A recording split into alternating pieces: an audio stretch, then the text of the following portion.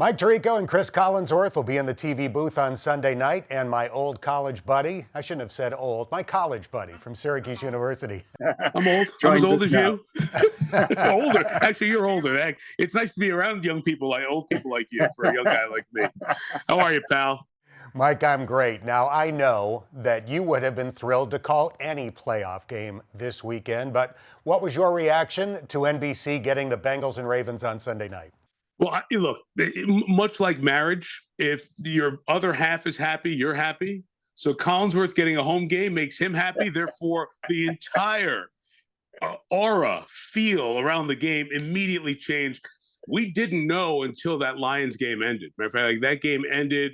We're sorting post-game, watching Aaron Rodgers look around, Lambeau and all that. And as we're going off the air, I'm handed what the schedule is. And so I looked at Chris and I said, we're going to Cincinnati. And he's really happy.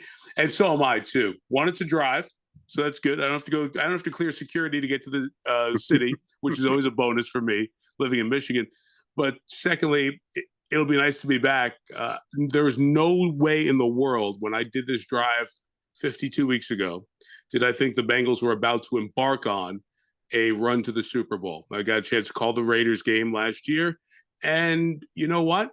Now they're right there in the conversation with Buffalo and Kansas City. Nobody would be surprised if they repeat and go back. What stood out to you in calling that game, that victory over the Raiders last year in Cincinnati? I'll tell you what stood out, Dan. It was that morning. I'm like you, a breakfast guy, an dark 30 guy, especially on a game day. I was ready to go. It was a mid-afternoon start. So I got up early and just took a walk into downtown around 7:30, 8, whatever it was, and people were tailgating. And people were just out, and Bengals jerseys were out. And remember, we're kind of in another COVID surge at that point. So it was just a little bit from being fully open, right? People were so excited for the game. And I remember walking back going, this is going to be a really good scene. And then as the bowl of the stadium filled, and the entire day was just this great energy and passion that a city dying for a winner would show, and they did in spades. It was it was so loud the fourth quarter. It was a fun day to be in what is now Paycor Stadium. You also hosted the Super Bowl coverage from SoFi Stadium. Did you consider Cincinnati making it that far to be one of the great Super Bowl underdog stories of all time? Absolutely, because you've gone all the years, as we've well documented, without a playoff win and all of that. And to see this team just keep building and gaining confidence. Well, that was nice. That nice little win. Congratulations. You're not going to go on the road. Oh, wait, you won that game in Tennessee? There's no way you're going to beat Kansas. Well, wait, you went to Arrowhead? So, yes, it built all the way through. And the odd part is that Cincinnati didn't come in as the unbeatable team this year. So this year has almost been a microcosm of that. Haven't lost since Halloween night, right, in Cleveland, and run 8 in a row here through November and December. And it really has a feel like it's been sneaking up on people because Buffalo was the hot team to start. And then as they went through many, many things, even before the Hamlin tragedy, Kansas City had kind of emerged as, okay, well, you can't beat them. But nobody nationally has buzzed enough about Cincinnati until the last 2 or 3 weeks ago. Wait a minute, they've won 8. I think maybe it was the second half against Tampa when everybody saw them do that and go, oh, they can do that on a defense that we think is pretty good. This team might be just as good again. So I think that buzz is now starting to happen. So you've got that Syracuse banner over your shoulder. So I'm going to test your Newhouse School of Public Communication education. Give me one word to describe Joe Burrow and why you would choose it. All right, I got one. Dude.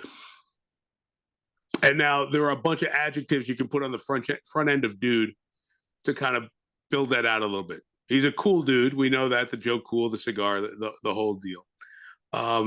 He's a talented dude. Like, man, I wish I was as talented as that dude. I said it on the Super Bowl pregame, and it got picked up in a couple of spots. He has an embraceable cockiness. That's a super hard lane to fill. You know what I mean? Most cocky guys are jerks, right? He's not a jerk. There's just like he comes in dressed to the nines, the cigar post game. Most guys, you make, come on, for some reason with him, everything he does has a hey, cool dude, man. There's that. When he throws the ball, he's just like a stud. He's one of those great passers of the ball. And I think, Dan, when I watched that scramble, I guess it was the first drive last week, out of trouble and threw people in around and gaining 7 yards down that right sideline. Like, man, he's like all the way back from that ACL injury, right? He's a really tough, talented dude. So I'm going to go dude. And I hope that answers the question sufficiently for me to keep my 3-0 in your class. Your Newhouse professors would be proud. We're visiting with Mike Tirico. At this point, we're having this conversation on Wednesday. There's no official word as to whether Lamar Jackson will play. He apparently did not practice on Wednesday for the Ravens. Is Baltimore's formula for victory at this point essentially the same, whether he plays or doesn't? It is. It's just not as dynamic, right? Whether it's Tyler Huntley or Anthony Brown, who played okay. I thought he played reasonably well in the second half, especially given that was his first full game in the NFL. Dan, there's no one who can do what Lamar Jackson does, which is the conundrum that the Ravens are facing. This is about the playoffs, and it's one game, and that's really more important than a contract deal. But I'm fascinated by this story playing out because you want to give him a lot of money because he's supremely talented. Look at this offense, like 12.5 points since he's been out per game. They need him to be dynamic. How many times has he been trapped in trouble and he scoots and he skates and he's got a first down? He's gained 13 yards. He goes out of bounds, right? But the last 2 years, he has not been able to finish the race. 4 games last year, 5. If it's a playoff miss this year, that's 6. And I don't know if you say, hey, I'm comfortable guaranteeing him all this money, considering that he can never get this all the way through or hasn't gotten it all the way through the end of the last 2 seasons. So there's a big conundrum there. To the specifics of this game, you can't be as dynamic. Their receiving core is not one of those elite receiving cores by a wide stretch. It's probably as weak as any receiving core in the NFL playoffs. That's not disrespecting those players, but Tylan Wallace hasn't done anything. James Prochet only caught 8 balls this year. Sammy Watkins, we know he's bounced around. He was a top 5 pick. His best days are behind him. And they brought in Demarcus Robinson to be a 3. They could not be faulted for Rashad Bateman and Devin Duvernay getting injured with foot injuries going out. So you don't have that. It's Mark Andrews and a very unique, very dynamic run game. And I don't know, you lived every snap of the game. I just wonder if they ran the ball less than they normally do last week, just so they could keep a couple of their run game looks and tricks off tape for the Bengals for this week. Not that the Bengals can't go find them on tape, but this is one of the more unique running games in the NFL, and I wonder if they just kind of kept a few. And if they did, that's great coaching by Roman and by Harbaugh and all those guys. So it is a somewhat unusual situation to have teams meet in the final game of the regular season and then in the first round of the playoffs. It has happened before, but it doesn't happen very often. The Bengals were pretty candid after the game last week, saying they didn't like some of the Ravens' behavior. What kind of game do you expect on Sunday night?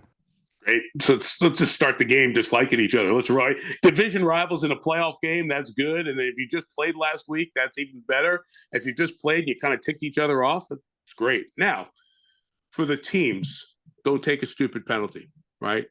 What's that line? That line's always hard to find, but don't give a free 15 to a team that, and either side it's true, 15 yards could mean giving one of those really, really good kickers a field goal opportunity. And no matter who, I feel like if they threw us, or maybe not us, but somebody of reasonable athletic ability under center or taking the pistol and shotgun snaps of the Ravens, I feel like they're going to end up in some 4-point 16-12 game in the fourth quarter. Their defense is good, and I think it's gotten better. And they were not too awful last week, and Marcus Peters wasn't there. So if you add him back into the mix with the guys up front, and they got Ojabo, 90, their defensive end, who was drafted and who was on the other side of Aiden Hutchinson in Michigan. They've got people who can put some pressure on the quarterback. We know that has not been a strength of the Bengals this year, protecting Joe Burrow. It wasn't last year. It's better, but it's not great right now. So they're gonna stay in the game. They always find a way to hang and stay in the game. So with all this little dislike amongst the teams here, between the teams and amongst the players, don't give him a free 15 because Tucker can hit a 55-yarder, from his sleep pretty much. The atmosphere is going to be tremendous. We can't wait. Appreciate your time. Look forward to seeing you on Sunday. Cannot wait to be there, back in the jungle for a playoff game. Hey, if it's going to start an annual tradition, this is a really good one. I get to see you. I get to be in Cincinnati. Collinsworth gets a home game. I get to drive, so life's good. I look forward to being there. Thanks for having me on. You're the best.